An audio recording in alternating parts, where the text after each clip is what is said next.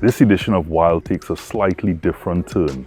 We're exploring in Tableland, where we're looking at something that's been around before Christopher Columbus even discovered Trinidad and Tobago. Before 1400, in 1398.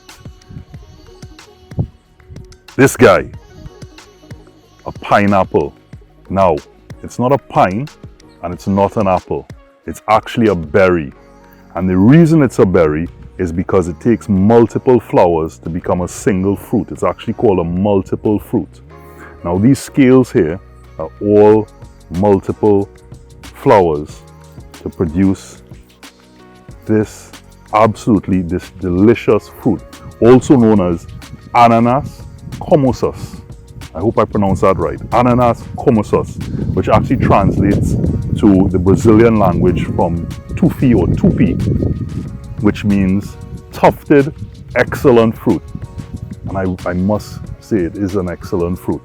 So we're going to look at and explore this fruit.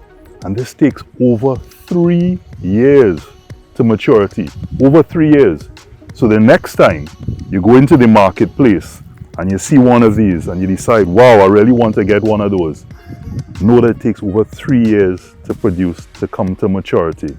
And behind me, we're going to start things off where this is grown, how it is grown, and we're going to explore all aspects of the Ananas commosus.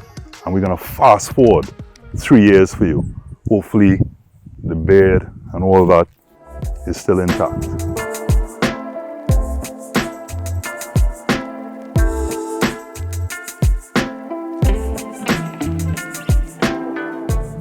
In Tableland, this soil that we see here today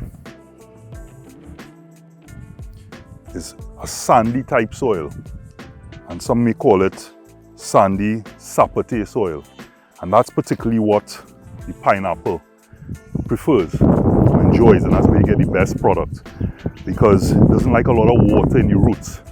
It actually on the top here in the leaves is where it stores the water. It doesn't like it in the leaves. So you'd see pineapple to really have a successful crop will have to be in sandy type soil, the sapotay type soil, and in a hilly surface.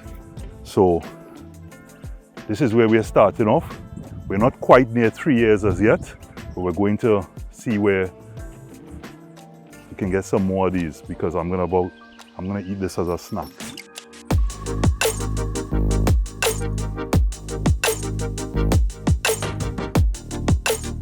So I'm hoping I don't cut myself here like a novice. Knife real sharp. There we go. So a lot of people don't know that the pulp, the scales that you see here, if you roll this, you can actually pull it out, because each one of these are pulp, and you can roll it and pull it out and eat it. You'll learn something here today. So this is a good, nice ripe one. Smells nice and sweet. Really good source of vitamin C. Many say that you can, when you eat a lot of pineapple, it burns belly fat. Rocking the dad board these days. So maybe I might have to eat a couple of these. And I know the 3 years in advance that we're going to see over 100 acres of pineapple. I'll get a lot more of that.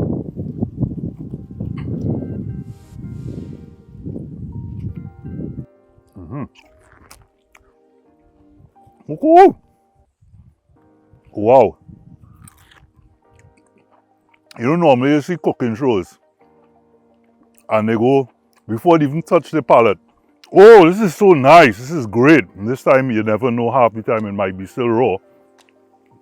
I am not lying. This, fellas, only because all is my brethren. Only because all is my brethren, so I'll get some of this.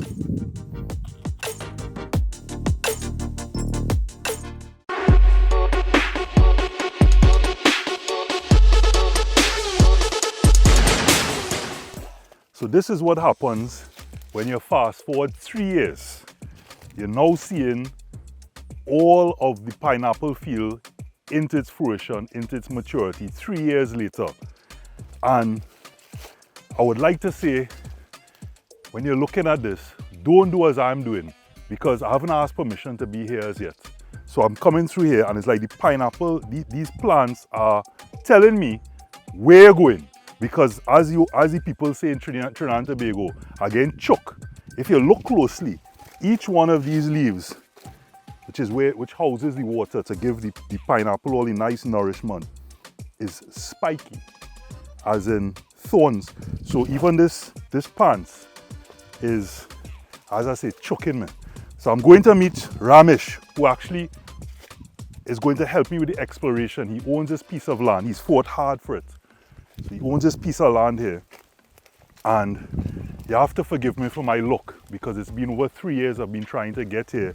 So I have sunburn, the head is peeling, I've lost some of the dartboard. But look at this guy. Look at this guy. Not like the snack I had as yet. And this one.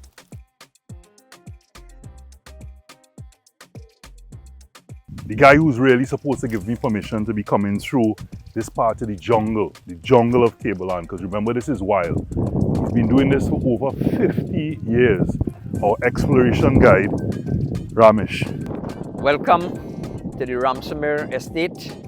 For the past 4 decades, at one time, before that, we had cocoa and coffee, rice in the lagoon area on the side of the Ottawa River that borders this piece of estate.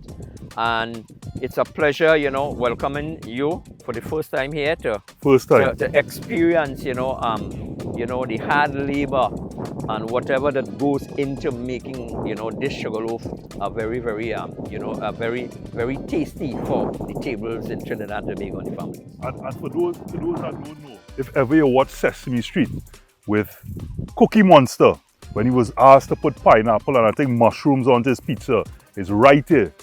Right here he came looking for that pineapple. And this guy you see him in the background, I think it was your son? Yes, families. We had the family. The Ramsamir clan, right? And international stuff. Right. And that was something that because even in Trinidad and Tobago, some of our children don't know where their food comes from. Mm-hmm. It comes from a supermarket, but it comes from places like these. And pineapple, this is one of the pineapple estates that we continue to try to share that information, that education to Trinidad and Tobago. So as we start to explore wild, and this field that you see in the back of us, right? This is what you call small scrapes, as some may say, in comparison to the 20, 30, up to 100 acres we're going to be exploring, right? There's plenty choke coming about. And all part of the Ramsamir and the Ramdial family. Right. This is basically the Ramsamir, about 50, 60 acres here that you will be seeing. But around this area is the Ramdial and right. Ramsamir, which is our families who were able to, engineer that with our bare hands in the last 40 years. So all the choke and all the sweat and all the peel on my head and everything like that, all that you'd say is a rite of passage. Well, absolutely. If they ain't get no choke, then it's you're soft serve. So what you are doing here today, you are sharing to Trinidad and Tobago some of the, the sweat that goes into and the choke and whatnot, the pre larceny and whatnot that involved, right? So, but at the end of the day, you are here, and we must continue this process, to ensure that we are food sufficient. Now, Ramesh, I must admit that you spoke about pre larceny there, right? I know it said 3 years for me to come in here, and I just want you to know I came through the pineapple fields looking for my exploration guide, right? And yes, I had a pineapple on the way. A pineapple or 2 or 4. Yeah? You don't mind, Papa? Well,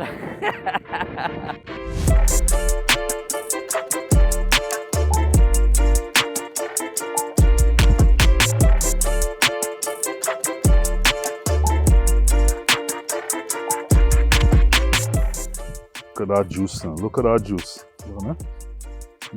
Ooh, like coconut there, boy. Lord. You see this? Let's taste this one again here. Even a little warm. It is awesome. Huh. But I just want to share with you that if it gets too hot, it's not that consumable, but it's okay now. You could give me all the facts and information right now because I'm very content here. Got another one. Got another one. So basically one for me, You're in the field. one for me. But you know, this guy's putting it again, more chocolate again. We're looking Part of at the sweat and we're the looking at success this one here. and the sugar loaf. Oh God. Right. I'm gonna press down here. Give me a good yank.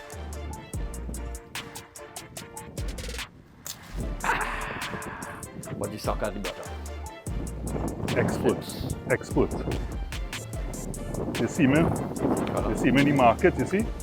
See the quality? Let me just share this with You you see the quickly. skill? No, but Ram, you saw the skill. Absolutely. You see the eye? I want to see you. A lot of people worried with the color. See it's yellowing here? You see the eye itself? I was hoping this is best at this time. We don't have to wait for it to get yellow to consume it. But everybody wants yellow. So when it gets yellow now, it's difficult to transport and whatnot. That's yours. That's yours. You could have that one. Right. So I'll give you Trinidad that and one. Tobago, Tableland, Pineland. You could have that one. Look at this. Look at this. Look at that. Look at that juice coming out there. All right. Worth the truck. Worth the truck. Excellent.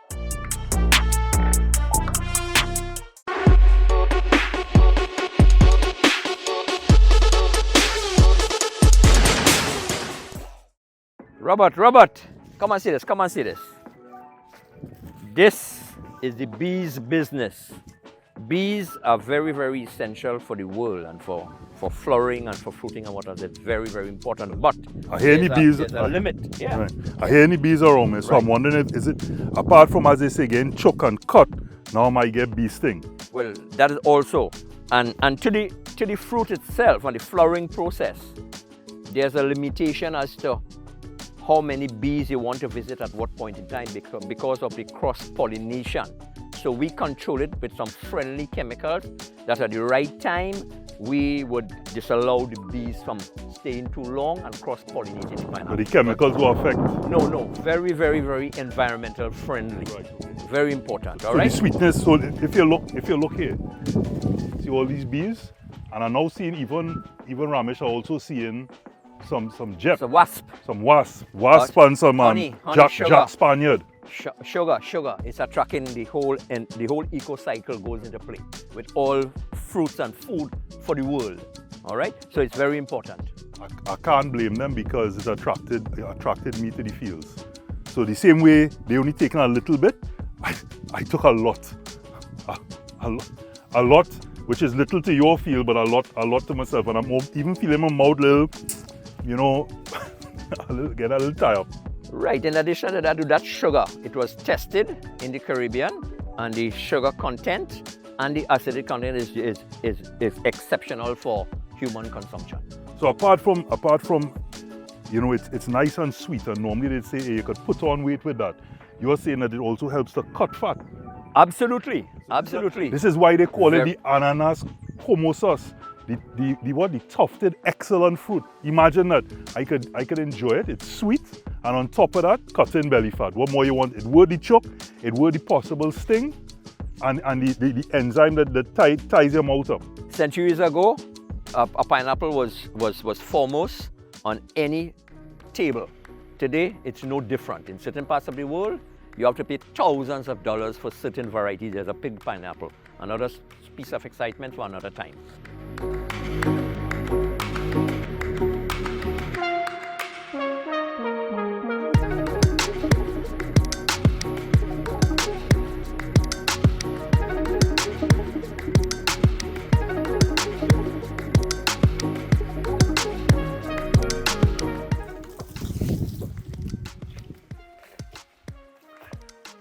Oh, so this is wild. So I had to leave Ramesh behind a little bit because I was really excited to see these 100 acres of pineapple fields that he was talking about, and it is certainly a spectacle and a sight to behold, especially how sweet each of these pineapples are. And you know, I just pondered a lot of the information that he would have given me with regards to, you know, the helps with bone recovery. It's an anti-inflammatory. It will help with heart health. I mean, some really, really powerful stuff. And of course, the one that really struck me is the fact that it's so sweet and yet still it helps with digestion and cutting fat. So, you know, these certainly are delicious and a wonderful fruit. And this wild that we normally do, of course, we look at waterfalls, etc. And right now we're in agricultural land, so to speak. So it's just really, really is amazing stuff. I know I have to wait on him while the sun is so hot, and I might just cut a pineapple or two while I'm waiting. But this is and one more thing I wanted to make sure, and I'll let you guys know. I keep saying the word choke all the time, and the word choke comes from the colloquial meaning, which is choose to stick. So you take the two and you put it together and you get choke. That's what these are doing all along. You mightn't see the cuts right now because, you know, masculinity and all that. I can't show you all the little scrapes and all these other things you get. But trust me, I'm getting cut. And all that about the choke and the choose to stick I just told you, guess what? I just made that up.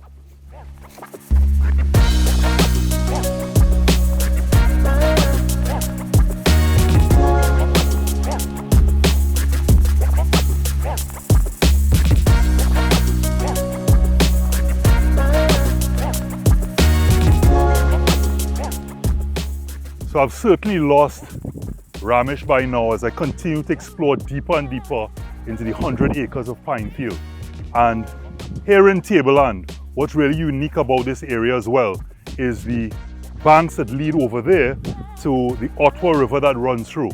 So the Ottawa River, as you may or may not know, is the longest river here in Trinidad and Tobago, the widest of course being Caroni. So it goes from New Grant all the way to Manzanilla.